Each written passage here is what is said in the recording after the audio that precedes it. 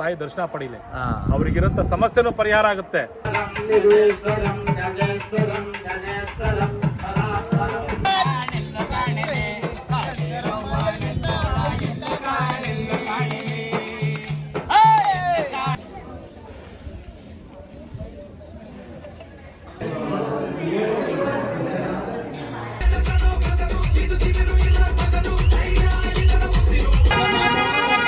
Hi hello ನಮಸ್ತೆ, ಹೊಚ್ಚ ಹೊಸ ವಿಡಿಯೋಗೆ ಎಲ್ರಿಗೂ ಸ್ವಾಗತ.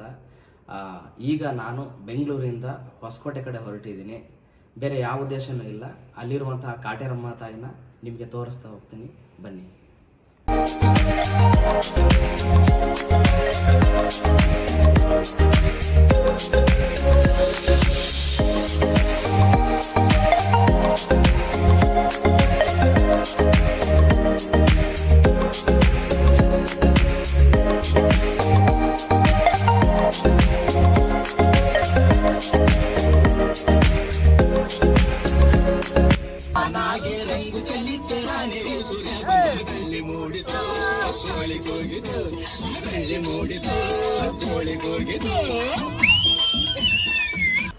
ಈಗ ನಾವು ಹೊಸಕೋಟೆಯಿಂದ ಮೇಯ್ನ್ ರೋಡಲ್ಲಿ ಲೆಫ್ಟಿಗೆ ತಗೋತಾ ಇದ್ದೀವಿ.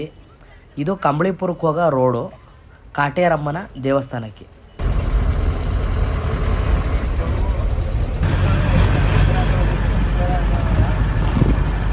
ನೋಡಿ, ಇವಾಗ ದೇವಸ್ಥಾನದ ಹತ್ರ ಬಂದ್ವಿ. ಎಲ್ಲರೂ ಇಳಿತಾ ಇದ್ದೀವಿ ಇವಾಗ ಟಿ ಗಾಡಿಯಿಂದ.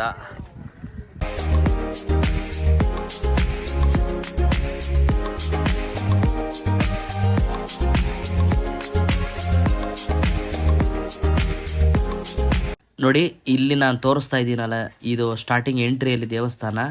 ನಾವು ಇಳಿತಾ ಇದ್ದಂಗೆ ಸಿಗುವಂಥ ಸ್ಥಳ ಇದು ಎಂಟ್ರಿಗೆ. ಇಲ್ಲಿ ಬಲಿ ಕೊಡುವಂಥವರು ಮಾತ್ರ ಆ ಜಾಗನ ಮೀಸಲಾಗಿ ಇಲ್ಲಿ ಇಟ್ಟಿದ್ದಾರೆ. ದೇವಸ್ಥಾನದ ಒಳಗಡೆ ಯಾವುದೇ ಕಾರಣಕ್ಕೂ ಇರಲ್ಲ. ಇಲ್ಲಿ ಪೂರ್ವಿಕರ ಕಾಲದಲ್ಲಿ ಕೋಣಗಳನ್ನು ಬಲಿ ಕೊಡ್ತಾ ಇದ್ರಂತೆ, ಅಲ್ಲಿ ನಾನು ವಿಷಯ ಕೇಳ್ಪಟ್ಟಿದ್ದು ನಾನು. ಆದರೆ ಇತ್ತೀಚೆಗೆ ಮರಿ, ಕುರಿ, ಕೋಳಿ ಇದನ್ನು ಬಲಿ ಕೊಡ್ತಾರೆ ಅಂತ ಪ್ರತೀತಿ ಇದೆ. ನೋಡಿ, ದೇವಸ್ಥಾನದ ಹತ್ರ ಎಂಟ್ರಿ ಆಗ್ತಾ ಇದ್ದೀವಿ. ನೋಡಿ, ಇದು ಶ್ರೀ ಕ್ಷೇತ್ರ ಕೆಂಪಾಪುರ ಕಂಬಳಿಪುರ, ಸೂಲಿಬೆಲೆ ಹೋಬಳಿ, ಹೊಸಕೋಟೆ, ಬೆಂಗಳೂರು ಗ್ರಾಮಾಂತರ ಜಿಲ್ಲೆಗೆ ಬರುವಂಥದ್ದು. ಇದು ಸ್ಟಾರ್ಟಿಂಗ್ ಎಂಟ್ರಿ ಆಗ್ತಾ ಇದ್ದೀವಿ ಈಗ ಎಲ್ಲರೂ. ನಾವು ಕೈ ಕಾಲು ತೊಳ್ಕೊಂಡು ಈಗ ನನ್ನಪ್ಪ ಗಜಮುಖ ಗಜಾನನ ವಿನಾಯಕ ಪ್ರಾರಂಭದಲ್ಲೇ ಇದೆ. ಎಲ್ಲ ವಿಘ್ನಗಳನ್ನು ಹರಣ ಮಾಡುವಂತಹ ಗಜಮುಖ ಗಜಾನನ ಗಣೇಶ ನನ್ನಪ್ಪ ಎಲ್ರಿಗೂ ಒಳ್ಳೇದು ಮಾಡಲಿ, ಸರ್ವೇ ಜನ ಸುಖಿನೋ ಭವಂತು. ಇಲ್ಲಿ ಯಾವುದೇ ಭಕ್ತಾದಿಗಳು ಬಂದು ಮರದ ಹತ್ರ ಬಂದು ಇಲ್ಲಿ ಕಾಯಿ ಕಟ್ತಾರಲ್ಲ, ಆ ಕಾಯಿ ಕಟ್ಟ ಜಾಗನೇ ಇದು. ನೀವು ಬೀಗನೂ ಕೂಡ ಲೆಕ್ಕ ಹಾಕಕ್ಕಾಗಲ್ಲ. ನೋಡಿ ಎಷ್ಟು ಬೀಗದ ಕಟ್ಟಿದ್ದಾರೆ ಇಲ್ಲಿ, ತಾಯಿ ಹರಕೆ ಇದು.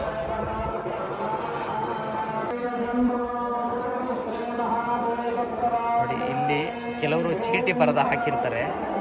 ನೋಡಿ, ನನ್ನ ಹರಕೆಗಳು ಈ ರೀತಿ ಈಡೇರಬೇಕು ಅಂತ ತಾಯಿ ಹತ್ರ ಬರೆದುಬಿಟ್ಟು ಆ ಬೀಗಕ್ಕೆ ಹಾಕಿ ಹೋಗಿರ್ತಾರೆ ಎಲ್ಲರೂ. ಹೌದು, ಕೆಲವರಿಗೆ ತುಂಬ ನರಳ್ತಾ ಇರೋರು, ಕಾಯಿಲೆಯಿಂದ ಬಳಲ್ತಾ ಇರೋರು ಆ ತಾಯಿ ಮುಂದೆ ಈ ಟ್ಯಾಬ್ಲೆಟ್ ಇದನ್ನು ಕೂಡ ಹಾಕಿದ್ದಾರೆ. ನೋಡಿ, ಇಲ್ಲಿ ನೋಡಿ, ಆ ತಾಯಿ ಸನ್ನಿಧಿಯಲ್ಲಿ ಬಳೆ, ಅರಿಶಿನ, ಕುಂಕುಮವನ್ನು ಕೊಡ್ತಾ ಇದ್ದಾರೆ. ನೋಡಿ, ನಮ್ಮ ಶ್ರೀಮತಿ ಆರತಿಯವರು ಕೂಡ ಅದನ್ನು ಪಡ್ಕೊಳ್ತಾ ಇದ್ದಾರೆ. ಫಸ್ಟ್ ಟೈಮ್ ಬಂದಿತ್ತು, ಬಂದ ತಕ್ಷಣ ಮುತ್ತೈದೆಗೆ ಇನ್ನೇನು ಬೇಕು, ಅರಿಶಿನ, ಕುಂಕುಮ, ಹೂವು, ಬಳೆ, ತುಂಬ ಖುಷಿ ಆಯಿತು.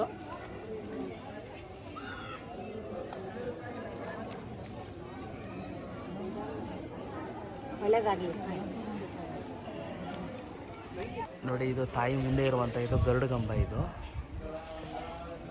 ಇದು ಮೂಲತಃ ತಾಯಿ ಸನ್ನಿಧಾನ. ಇದು ಇಲ್ಲಿಗೆ ಬಂದ್ವಿ, ಎಂಟ್ರಿ ಆದ್ವಿ. ತಾಯಿ ನಮ್ಮವ್ವ, ಒಳ್ಳೇದು ಮಾಡುವ ಜಗನ್ಮಾತೆ ಚಂಡಿ. ನೋಡಿ, ನಮಗೆ ದೇವಸ್ಥಾನದವ್ರ ಪರಿಚಯ ಇದ್ರೂ ಕೂಡ ನಾವು ಧರ್ಮ ದರ್ಶನನೇ ಮಾಡಬೇಕು ಅಂತ ಇಷ್ಟಪಟ್ಟು ಧರ್ಮ ದರ್ಶನನೇ ಮಾಡ್ತಾ ಇದ್ದೀವಿ.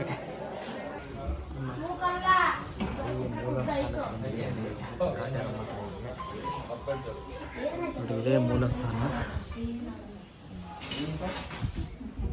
ತಾಯಿ ನಮ್ಮ ಕಾಟೇರಮ್ಮ.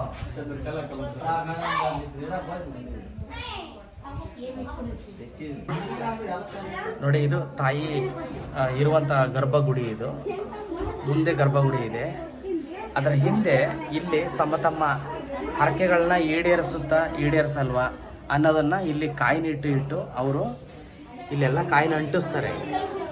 ಆಗುತ್ತೆ ಅಂದರೆ ಅದು ಅಲ್ಲೇ ಅಂಟ್ಕೊಳ್ಳುತ್ತೆ, ಆಗಲ್ಲ ಅಂದರೆ ಕೆಳಗಡೆ ಬೀಳುತ್ತೆ, ಇಲ್ಲಾಂದರೆ ನಿಧಾನ ಆದ್ರೂ ಕೂಡ ಕೆಳಗಡೆ ಬೀಳುತ್ತೆ ಅನ್ನೋದು ಪ್ರತೀತಿ ಇದೆ. ನೋಡಿ ಇಲ್ಲೊಬ್ರು ಅಣ್ಣ ಇದ್ದಾರೆ, ಮಾತಾಡಿಸ್ತೀನಿ. ಅಣ್ಣ ನಮಸ್ತೆ. ಅಣ್ಣ ನಮಸ್ತೆ. ಏನು ಹೆಸರು ನಿಮ್ದು ಅಣ್ಣ? ನಮ್ಮದು ಮೋನಿಶ್ ಅಂತ. ಮೋನಿಶ್ ಅಂತ ಅಣ್ಣ. ಇದು ನಿಮ್ಗೆ ಇದು ಕಾಯಿನ ಅಂಟಿಸೋದು ನಿಮಗೆ ಮೊದಲೇ ಗೊತ್ತಿತ್ತಾ ಇಲ್ಲ ಹೆಂಗೆ? ಮೊದಲೇ ಗೊತ್ತಿತ್ತು. ಮೊದಲೇ ಗೊತ್ತಿತ್ತಾ? ಅದು ಪ್ರತೀತಿ ಇದೆಯಾ ಇಲ್ಲಿ ಆವಾಗಲಿಂದ? ಬರೋವರೆಗೆ ನಾವು ಬಂದ ಮೇಲೆ ಇದೆ. Okay okay okay. ನೀವು ಎಷ್ಟು ಟೈಮಿಂದ ಬರ್ತಾ ಇದ್ದೀರಾ ಇಲ್ಲಿಗೆ? 6 ತಿಂಗಳು 7 ತಿಂಗಳಿಂದ ಆಯ್ತು. ಹಾಂ. ಬಟ್ ಏನ್ ಅನ್ಕೊಂಡ್ರು ಸಕ್ಸಸ್ ಇದೆ. ಆ ತಾಯಿ ಈಡೇರಿಸ್ತಾ ಇದ್ದಾರೆ, ಖಂಡಿತವಾಗಿ ಈಡೇರಿಸ್ತಾರೆ. ಖಂಡಿತ ಈಡೇರಿಸ್ತಾರೆ. ಓಕೆ. ಏನಂದ್ರೆ ನಮ್ಮ ಮನ್ಸಲ್ಲಿ ಅನ್ಕೊಂಡೆ ಮನೆಯಿಂದ ಬಂದಿದೀವಿ, ಕಾಯಿ ಕೊಟ್ಟಿಲ್ಲ, 9 ಕಾಯಿ ಕಟ್ಟಿಲ್ಲ. ಹೌದಾ? ನಾವ್ ಅನ್ಕೊಂಡಿರೋದ್ನೇ ಸಾಧಿಸಿದ್ವಿ. ನೋಡಿ, ನಾನು ಅದನ್ನ 100% 200% ನಾನು ಗೆಸ್ ಮಾಡಿದ್ದೆ. ಕಾಯಿನೇ ಕಟ್ಟಬೇಕು ಅಂತ ಏನಿಲ್ಲ, ಆ ತಾಯಿ ಆ ಪವರ್ ಆ ಥರ ಇದೆ ಭಾಳ.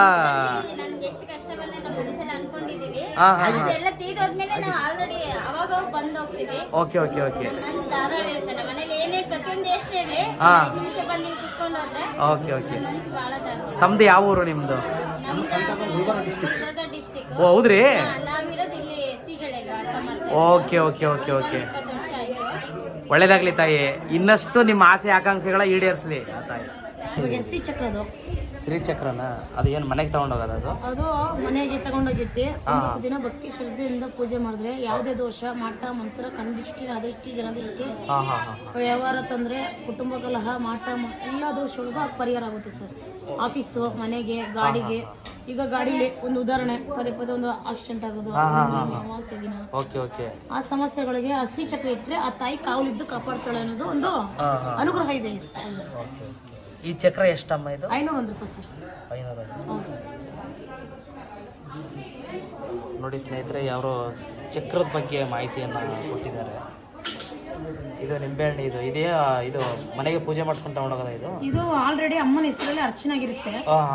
ಅರ್ಚನಾಗಿ ನಿಂಬೆಹಣ್ಣು ತಗೊಂಡೋಗಿ ಮನೆಗೆ, ಗಾಡಿಗೆ, ಅಂಗಡಿಗೆ, ವ್ಯವಹಾರಕ್ಕೆಲ್ಲ ದೃಷ್ಟಿ ಹೊಡೆದು ಒಂದು ದೇವ್ರ ತಿಟ್ಟು ಒಂದು ಬಾಗಿಲು ಕಟ್ಟಿದ್ರೆ ಆ ದೋಷಗಳು ಯಾವುದೇ ಇದ್ರು ಬೇಗ ನಿವಾರಣೆ ಆಗಿ ನಾವು ಮಾಡೋ ಕೆಲಸ ಕಾರ್ಯಗಳು ಯಶಸ್ವಿನಿ ಆಗುತ್ತೆ.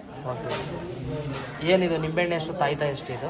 ನಿಂಬೆಹಣ್ಣು 20 ರೂಪಾಯಿ, ತಾಯ್ತಾ 300 ರೂಪಾಯಿ, ಶ್ರೀಚಕ್ರ 500 ರೂಪಾಯಿ. ಇದು ಆಫೀಸ್ಗೆ, ಅಂಗಡಿಗೆ, ಬಿಸ್ನೆಸ್ಗೆ, ಮಠ ಮಂತ್ರ, ಕಣ್ದೃಷ್ಟಿಗೆ ಎಲ್ಲ ನಿವಾರಣೆ ಇರ್ತದೆ. ಇದು ಅಮಾವಾಸ್ಯೆ ದಿನ ತಗೊಂಡೋಗ್ಬಿಟ್ಟು ಮನೆಗೆ ಆಗಲಿ, ಆಫೀಸ್ಗೆ ಆಗಲಿ, ಅಂಗಡಿಗೆ ಆಗಲಿ ದೃಷ್ಟಿ ತೆಗೆದ್ರೆ ದೃಷ್ಟಿ ನಿವಾರಣೆ ಆಗ್ತದೆ. ಯಾವುದೇ ಕೆಲಸ ಕಾರ್ಯ ಕೈ ಎತ್ತದೆ.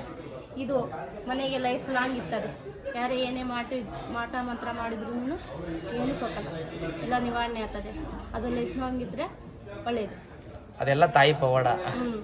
ಅಮ್ಮ ಕಾಟೇರಮ್ಮ ಪವಾಡ. ಇದೆಲ್ಲನೂ ಈ ದಾರ ಅಮ್ಮನ ಮೇಲೆ ಹಾಕಿ ಮಾಡಿರ್ತಾರೆ, ಎತ್ಕೊಂಡ್ಬಂದು ನಮ್ಮ ಕೈ ಕೊಡ್ತಾರೆ. ಬರೋ ಭಕ್ತಾದಿಗಳಿಗೆಲ್ಲ ಇದು ಕಟ್ಕೊಂಡ್ರೆ ಕೆಲಸ ಕಾರ್ಯ ಚೆನ್ನಾಗಿ ಆಗ್ತದೆ. ಬರೋವಾಗ ಎಲ್ಲೇ ಹೋದ್ರೂ ಅಮ್ಮನ ಆಶೀರ್ವಾದ ಇರ್ತದೆ. ಸೇಫ್ಟಿಯಾಗಿ ಮನೆ ಬರ್ತೀವಿ.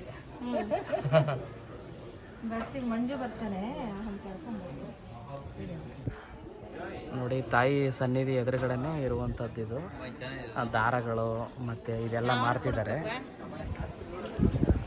ನೋಡಿ, ಇದು ತಾಯಿಯ ಒಂದು ಸನ್ನಿಧಿಯಲ್ಲಿ ಆ ತಾಯಿಯ ಒಂದೊಂದು ರೂಪದಲ್ಲಿ ಒಂದೊಂದು ಧರಿಸಿದಾಗ ವೇಷಭೂಷಣವನ್ನು ಆವಾಗ ಒಂದೊಂದು ರೀತಿಯ ಫೋಟೋಗಳನ್ನು ತೆಗೆದು ಇಲ್ಲಿ ಮಾಡಿದ್ದಾರೆ. ನೋಡಿ, ಇದು ಇತ್ತೀಚೆಗೆ ಕಂಡಂಥ ಚಿತ್ರ. ಮತ್ತು ಈ ಮೂರ್ತಿಯನ್ನು ಬಳಸಿರೋದ್ರಿಂದ ದೃಷ್ಟಿ ಕಳೆಯೋಕ್ಕೆ ಮತ್ತು ತಾಯಿಗೆ ಆರತಿ ಬೆಳಗೋಕ್ಕೆ ಇದು ಬೆಲ್ಲದ ಮೇಲೆ ಈ ಬತ್ತಿಯನ್ನು ಇಟ್ಟು ಈ ಥರ ಪೂಜೆ ಪುರಸ್ಕಾರ ಮಾಡಿದ್ರೆ ಎಲ್ಲ ಒಳ್ಳೆಯದಾಗುತ್ತೆ ಅಂತ ಇಲ್ಲಿ ಹೇಳಿದ್ದಾರೆ. ನೋಡಿ, ಇದೆಲ್ಲ ಗಾಡಿಗೆ ಹಾಕೋಕ್ಕೆ ಮನೆ ಮುಂದೆ ನೋಡಿ. ಈಗ ತಾಯಿಯ ಈ ಶಕ್ತಿಪೀಠದಲ್ಲಿ ಅಮಾವಾಸ್ಯೆ ಹುಣ್ಣಿಮೆಯಲ್ಲಿ ತಡೆ ಹೊಡಿಸಿದ್ರೆ ತುಂಬ ಒಳ್ಳೆಯದಾಗುತ್ತೆ ಅಂತ ಹೇಳ್ತಾರೆ. ಸೊ ಈಗ ನಾವು ತಡೆ ಹೊಡ್ಸೋಕ್ಕೆ ಚೀಟಿ ತಗೊಳ್ಳೋಕ್ಕೆ ಎಂಟ್ರಿ ಆಗ್ತಾ ಇದ್ದೀವಿ. ಈಗ ಅಣ್ಣ, ತಡೆ ಹೊಡೆಯೋಕ್ಕೆ ಎಷ್ಟು ಇದಾಗುತ್ತೆ ಅಣ್ಣ? ಇದು ತಡೆ ಹೊಡೆಯೋಕ್ಕೆ 300 ರೂಪಾಯಿ ಇರುತ್ತೆ. ನೋಡಿ ಇದು ತಾಯಿ ಸನ್ನಿಧಿಯಲ್ಲಿ ತಾಯಿಗೆ ಸಲ್ಲಿರುವಂಥದ್ದು. ಅಕ್ಕ ಇದು ತಾಯಿಗೆ ಸಲ್ಲಿರುವಂಥ ಸೀರೆಗಳ ಇದು ಹೆಂಗೆ? ಇದು ಏನು ಎಲ್ಲ ರೇಟು ಒಂದೇ ರೇಟ್ ಇರುತ್ತೆ ಇಲ್ಲ ಸೀರೆ ಮೇಲೆ ಡಿಪೆಂಡ್ ಆಗುತ್ತೆ? 200 500 ಒಳಗಿದೆ. 500 ಒಳಗಡೆ ಇರುತ್ತೆ. ನಿಮಗೆ ಅಂಗಡಿಲೆಲ್ಲ 2000 ಆ ಥರ ಸಿಗೋ ಸೀರೆಗಳೆಲ್ಲ ಇಲ್ಲಿ 500 ಇರುತ್ತೆ. Okay okay okay. ನೋಡಿ ಇದು ಹರಕೆಕಾಯಿ, ಇದು ಕಟ್ಟಬೇಕು ಅಂತ ಅನ್ಕೋತಾರಲ್ಲ, ಹರಕೆಕಾಯಿ ನೋಡಿ. ಹರಕೆಕಾಯಿ ದರ್ಶನಕ್ಕೆ 50 ರೂಪಾಯಿ ಇರುತ್ತೆ, ಕಾಯಿ ಕಟ್ಟಕ್ಕೆ 200 ರೂಪೀಸ್ ಇರುತ್ತೆ. ತಾಯಿ ಶಕ್ತಿಪೀಠ ಅನ್ನದಾಸೋಹ ಇದು. ಇವಾಗ ಹೋಗ್ತಾ ಇದ್ದೀವಿ. ಇವಾಗ ಬೆಳಗಿನ ಪ್ರಸಾದವನ್ನು ತಿನ್ನಲಿಕ್ಕೆ ತಟ್ಟೆಗಳಿದೆ. ಎಲ್ಲ ಭಕ್ತಾದಿಗಳು ತಿನ್ನಕ್ಕೆ ಪ್ರಸಾದ ತಿನ್ನಲಿಕ್ಕೆ ವ್ಯವಸ್ಥೆ ಮಾಡಿರುವಂಥ ಇದು ದೊಡ್ಡ ಹಾಲ್. ಇದು ಬೆಳಗ್ಗೆ ಮಧ್ಯಾಹ್ನ ಇಲ್ಲಿ ತಾಯಿ ಪ್ರಸಾದಕ್ಕೆ ವ್ಯವಸ್ಥೆ ಇರುತ್ತೆ.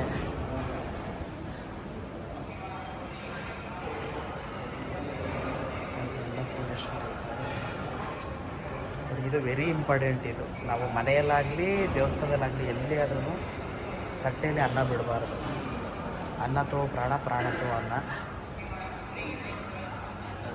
ಜೈ ಕಟ್ಟೇರಮ್ಮ ತಾಯಿ ನಮ್ಮವ್ವ.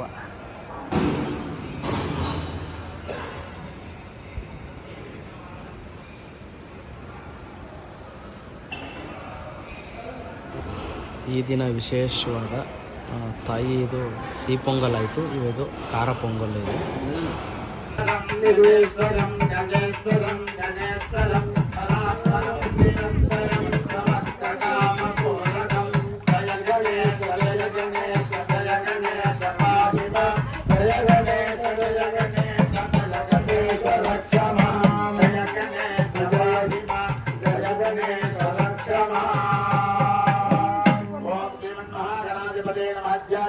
ध्यानं समर्पयामि मनसा भीष्टं प्रार्थनां समर्पयामि अदितेन मन्यस्व अरवदेव मन्यस्व सरस्वतेन मन्यस्व देवस्तोत्रमासोवा ॐ गणनात्वा गणपतिं हवामहे कविं कवीनामुपवश्रवस्तमं ज्येष्ठराजं ब्रह्मणां ब्रह्मणस्पतः न शृण्वन्नोतिभिस्सेदसादनम् महागणपतये नमः।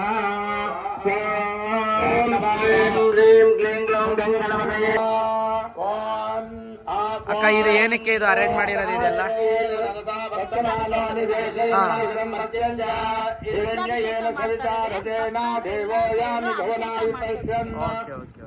ಸಮಸ್ಯೆ ಹೊತ್ಕೊಂಡು ಮನಸ್ಸಲ್ಲಿ ಬಂದಿಲ್ಲ, ಸಮಸ್ಯೆ ಹೊತ್ಕೊಂಡು ಬಂದಿರ್ತಾರೋ ಅವರವರ ಇಷ್ಟಾರ್ಥಗಳು ಈಡೇರುತ್ತೆ.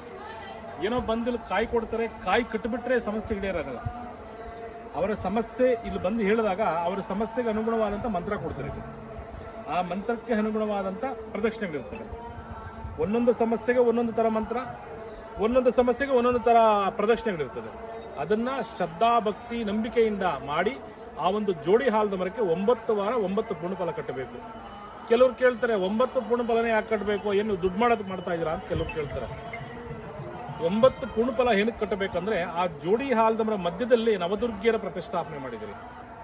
ನವದೇವತೆಗಳಿಗೆ ನವ ಫಲಗಳನ್ನ ಅರ್ಪಿಸೋ ಥರ. ಇವಾಗ ಒಂದು ಹೆಣ್ಣು ಮಗು ಮನೆಗೆ ಬಂದರೆ ನಾವು ಎಷ್ಟು ಸತ್ಕಾರ ಮಾಡ್ತೀವಿ ಆ ಮಗುಗೆ, ಆ ಥರ 9 ದೇವತೆಯರಿಗೂ 9 ಪೂರ್ಣಫಲನ ಕಟ್ಟಂಥದ್ದು. ನಮಗೆ 9 ವಾರ ಮುಗಿಯೋದ್ರೊಳಗಡೆ ರಿಸಲ್ಟ್ ಸಿಗುತ್ತೆ. ಅವ್ರು ಎಂಥ ಸಮಸ್ಯೆ ಇಟ್ಕೊಂಡು ಬಂದಲ್ಲಿ ಕಾಯಿ ಕೊಟ್ಟಿದ್ರು, ಅವ್ರು ಏನೇ ಕಷ್ಟ ಹೊತ್ಕೊಂಡು ಬಂದಿದ್ರು ಸಹಿತ 9 ವಾರದೊಳಗಡೆ ರಿಸಲ್ಟ್ ಸಿಗುತ್ತೆ. ಅದನ್ನು ಭಕ್ತಿಯಿಂದ ಮಾಡಬೇಕು. ಕೆಲವರು ಬರೀ ಒಂದು ಕೊಂಬೆಗೆ ಪ್ರದಕ್ಷಿಣೆ ಮಾಡ್ತಾರೆ, ಸಿಗಲ್ಲ. ಜೋಡಿ ಹಾಲದ ಮರಕ್ಕೇ ಪ್ರದಕ್ಷಿಣೆ ಮಾಡಿ ಕಟ್ಟಬೇಕು. ನಾನು ಚಾಲೆಂಜ್ ಮಾಡಿ ಹೇಳ್ತೀನಿ, ಅವರು ಏನೇ ಸಮಸ್ಯೆ ಇಟ್ಕೊಂಡು ಬಂದು ಸಹಿತ ಆ ಜೋಡಿ ಹಾಲದ ಮರಕ್ಕೆ ಪೂರ್ಣಫಲ ಕೊಟ್ಟೋದ್ರೆ ಅವ್ರ ಸಮಸ್ಯೆ ಈಡೇರುತ್ತೆ. ಅದು ಈ ಒಂದು ಕ್ಷೇತ್ರದಲ್ಲಿ ಇರೋಂಥ ಒಂದು ಶಕ್ತಿ, ಆ ಪವಾಡ. ಅನ್ನದಾಸೋಹದ ಬಗ್ಗೆ ಇಲ್ಲಿ ನಿತ್ಯ ಅನ್ನದಾಸೋಹ 24 hour ಊಟ ಸಿಗುತ್ತೆ. ನೀವು ರಾತ್ರಿ 2 ಗಂಟೆಲಿ ಬಂದರೂ ಸಹಿತ ಅಲ್ಲೇ ಇರ್ತಾರೆ, ಅಲ್ಲಿ ಇಬ್ಬರು ಅಲ್ಲೇ ಊಟ. 2 ಗಂಟೆಗೆ ಬಂದರೂ ಸಹಿತ ಊಟ ಇರುತ್ತೆ. ಎಷ್ಟು ಲಕ್ಷ ಜನ ಬಂದರೂ ಸಹಿತ ಊಟ ಸಿಗುತ್ತೆ. ನಿತ್ಯ ಅನ್ನದಾಸೋಹ. ಅವರು ಮನಸ್ಫೂರ್ತಿಯಾಗಿ ಎಷ್ಟು ಲಕ್ಷ ಜನ ಬಂದರೂ ಸಹಿತ ಈ ಒಂದು ಕ್ಷೇತ್ರದಲ್ಲಿ ಆ ಮಹಾಲಕ್ಷ್ಮಿ ಅನುಗ್ರಹದಿಂದ ಬಂದಂಥವ್ರಿಗೆ ಹೊಟ್ಟೆ ತುಂಬ ಅವ್ರ ಪ್ರೀತಿ ಯಾರಿಗೂ ಪ್ರೆಸರ್ ಇಲ್ಲ. ಅವ್ರ ಪ್ರೀತಿಯಿಂದ ಅವರು ಏನು ತಂದು ಕೊಟ್ಟರು ಸಹಿತ 1 kg 1 ಇಡೀ ಅಕ್ಕಿ ಕೊಟ್ಟರು ಸಹಿತ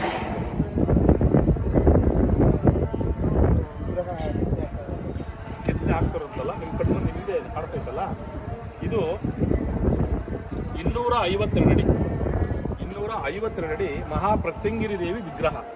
ಇಡೀ ಪ್ರಪಂಚದಲ್ಲಿ ಈ ಭೂಮಂಡಲದ ಮೇಲೆ ಮೊಟ್ಟ ಮೊದಲ ಬಾರಿಗೆ ಒಂದು ಹೆಣ್ಣು ದೇವತೆ ಇದು ಇಷ್ಟು ದೊಡ್ಡ ಮಟ್ಟವಾಗಿ ವಿಗ್ರಹ ಈ ಜಗತ್ತಿನಲ್ಲಿ ಎಲ್ಲೂ ಇಲ್ಲ.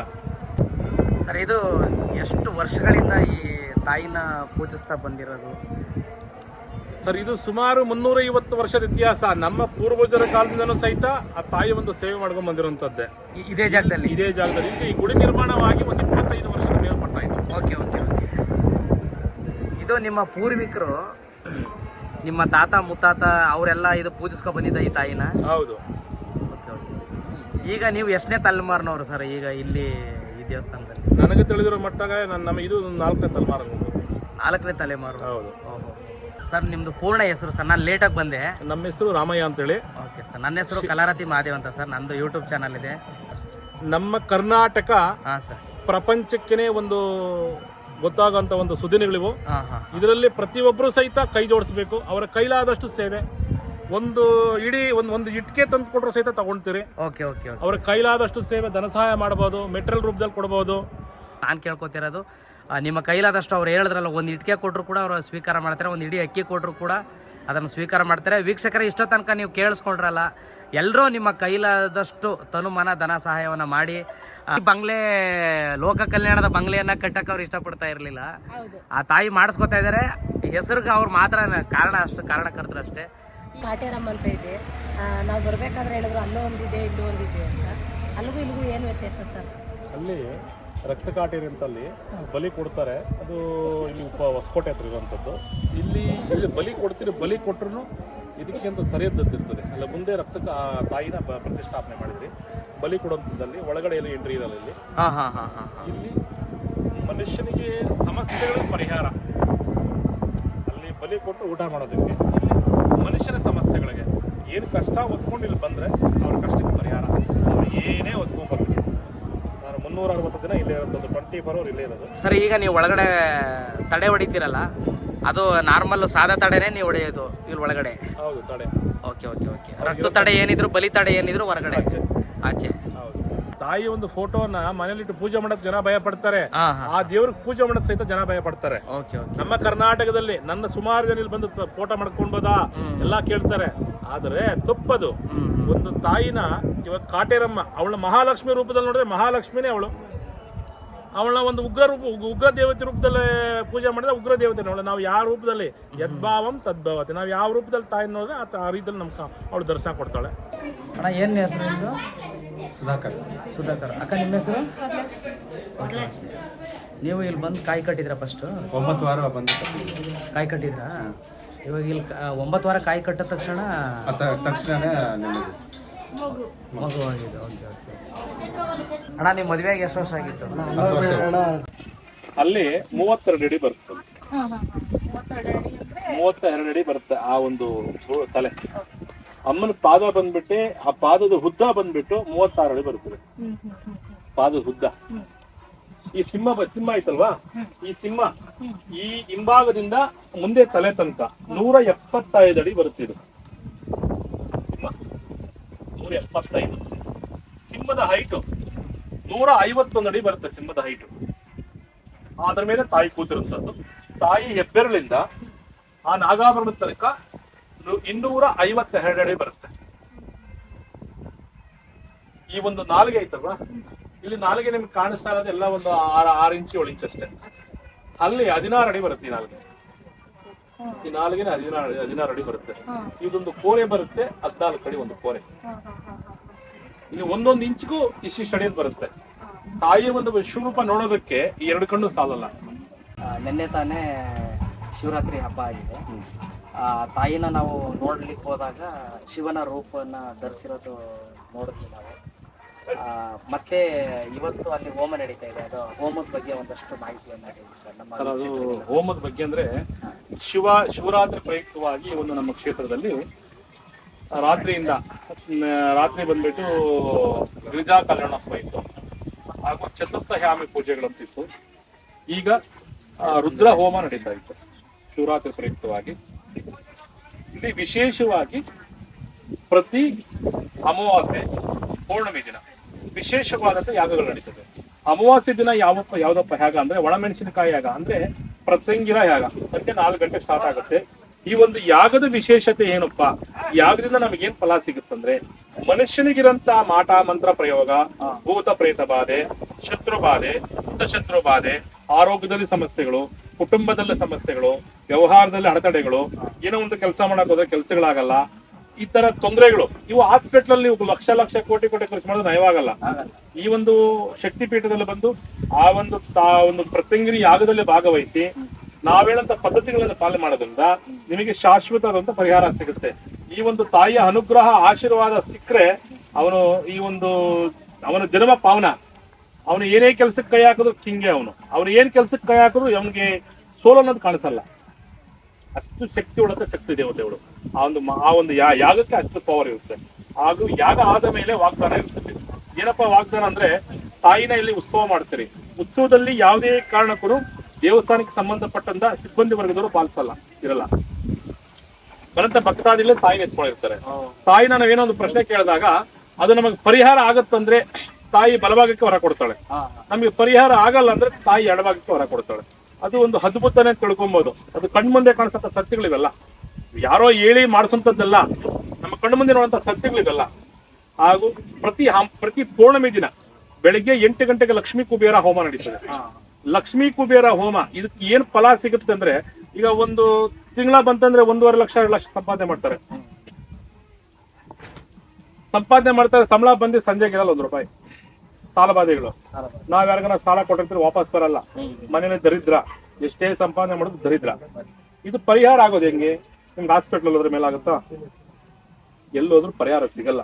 ಈ ಒಂದು ಲಕ್ಷ್ಮೀ ಕುಬೇರ ಯಾಗಕ್ಕೆ ಭಾಗವಹಿಸೋದ್ರಿಂದ ಅವರಿಗೆ ಸ್ಥಿರ ಲಕ್ಷ್ಮಿ ಅನುಗ್ರಹ ಆಗುತ್ತೆ. ಅಂದ್ರೆ ಶಾಶ್ವತವಾಗಿ ಮಹಾಲಕ್ಷ್ಮಿ ಅನುಗ್ರಹ ನಮಗಾಗುತ್ತೆ. ದಿನೇ ದಿನೇ ಸಂಪತ್ತು ಐಶ್ವರ್ಯಾಭಿವೃದ್ಧಿ ಆಗುತ್ತೆ. ನಾವ್ ಯಾರಿಗಾನ ಕೊಟ್ಟಂತ ಸಾಲ ವಾಪಸ್ ಬರುತ್ತೆ. ನಮ್ಮ ಸಾಲ ಬಾಧೆಗಳು ಪರಿಹಾರ ಸಿಗುತ್ತೆ.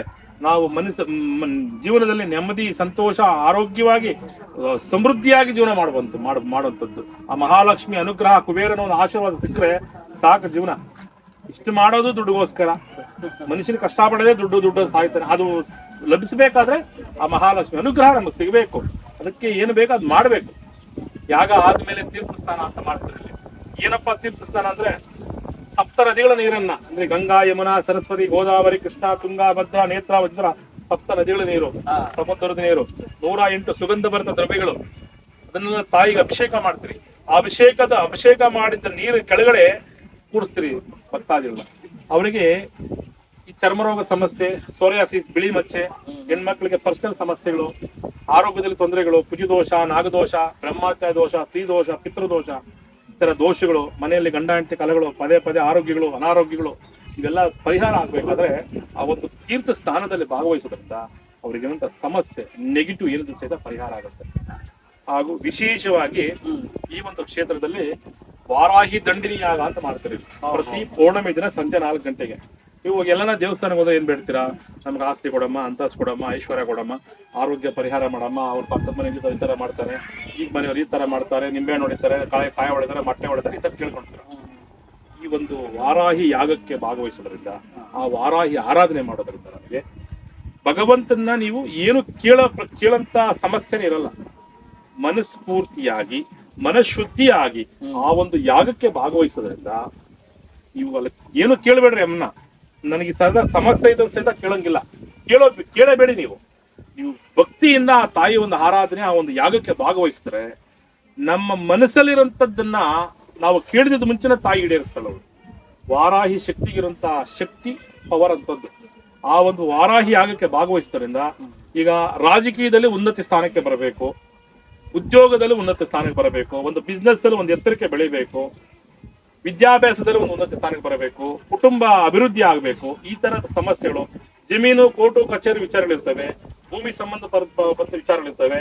ಎಷ್ಟೇ ಸಂಪಾದನೆ ಮಾಡಿದ್ರು ಮನೆ ಕಟ್ಟಕ್ಕಾಗಲ್ಲ, ದುಡ್ಡಿದ್ರು ಮನೆ ಕಟ್ಟಕ್ಕಾಗಲ್ಲ. ಈ ತರ ಸಮಸ್ಯೆಗಳು ಆ ಒಂದು ವಾರಾಹಿ ಯಾಗಕ್ಕೆ ಭಾಗವಹಿಸೋದ್ರಿಂದ ಅವರಿಗೆ ಶಾಶ್ವತವಾದಂತ ಪರಿಹಾರ ಸಿಗುತ್ತೆ. ತಾಯಿ ಸನ್ನಿಧಾನದಲ್ಲಿ ಬೆಳಿಗ್ಗೆ ಪ್ರಸಾದ ತಿಂದಿದ್ವಿ. ಇವಾಗ ಈ ದೇವಸ್ಥಾನದಲ್ಲಿ ಅವರು ಪರಿಚಯವಾಗಿ ಒಂದು ಹೋಟೆಲ್ನಲ್ಲಿ ನಮಗೆ ಸಪ್ರೇಟು ಬನ್ನಿ ಒಂದು ಕಡೆ ಒಂದು ಒಳ್ಳೆ ಊಟ ಮಾಡೋರಿ ಅಂತ ನಮಗೆ ಹೇಳಿದ್ದಾರೆ. ಹಾಗಾಗಿ ಇವಾಗ ಹೋಟೆಲ್ಗೆ ಊಟಕ್ಕೆ ಹೋಗ್ತಾ ಇದ್ದೀವಿ.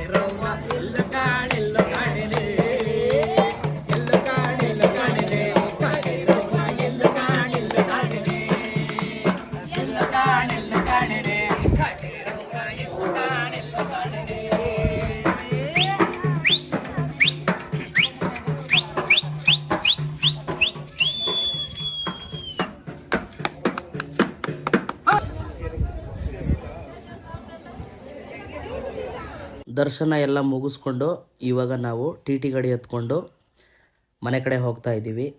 ಯಾರ್ಯಾರು ನನ್ನ ಚಾನಲ್ಲು ಲೈಕ್ ಮಾಡಿಲ್ಲ ದಯಮಾಡಿ ಎಲ್ಲರೂ ಲೈಕ್ ಮಾಡಿ, ಶೇರ್ ಮಾಡಿ, ಸಬ್ಸ್ಕ್ರೈಬ್ ಮಾಡಿ. ಮುಂದಿನ ವೀಡಿಯೋದಲ್ಲಿ ನಾನು ನಿಮಗೆ ಸಿಗ್ತೀನಿ. ಬಾಯ್ ಬಾಯ್.